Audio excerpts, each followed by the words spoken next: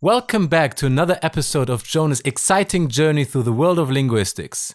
This week, grammar theories, featuring some very special guests. Noam Chomsky, a generative grammarian, Charles Fillmore, a construction grammarian, and Michael Halliday, a systemic functional linguist. One day, all of these linguists met up to spend some time together, when Charles Fillmore said, "Geez, guys, I'm bored. What should we do?" "Hey, I have an idea," said Noam Chomsky.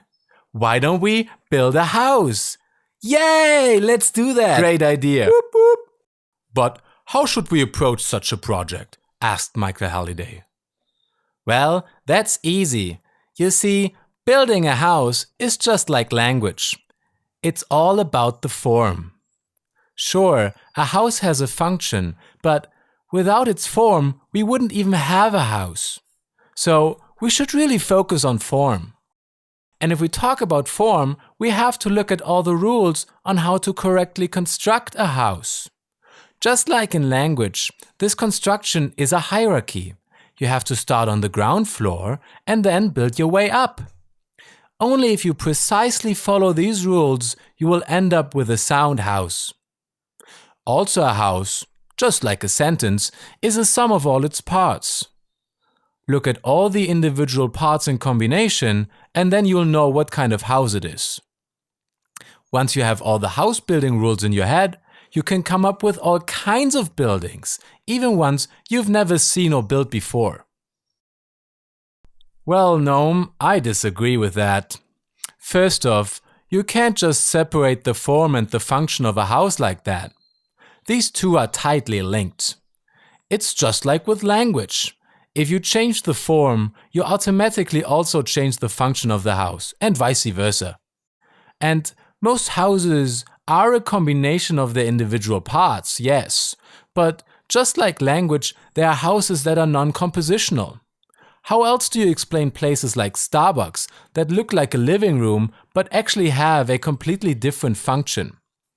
You see, you have to consider each house individually as a separate construction with a clear form-function relationship. You're getting there, Charles, but that's not quite it.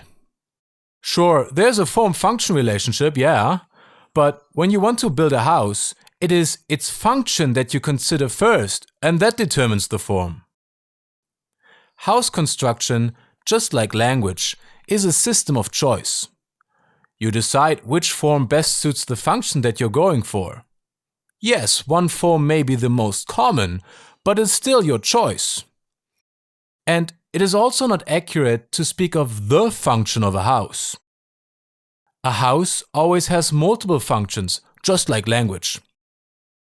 You have to consider what kind of experience you want to have in your house. You have to ask yourself, what kind of interpersonal relationship do the residents have? And you have to take into account how your house fits in with its surroundings. These three functions are always considered simultaneously when you choose the form. Well, we can't seem to agree, can we? What do we do? Wait a second. Does anyone actually know how to build a house? Well, tough one. Not me. Nope. I've been in a house once. How about we forget about the house and just stay linguists? Deal!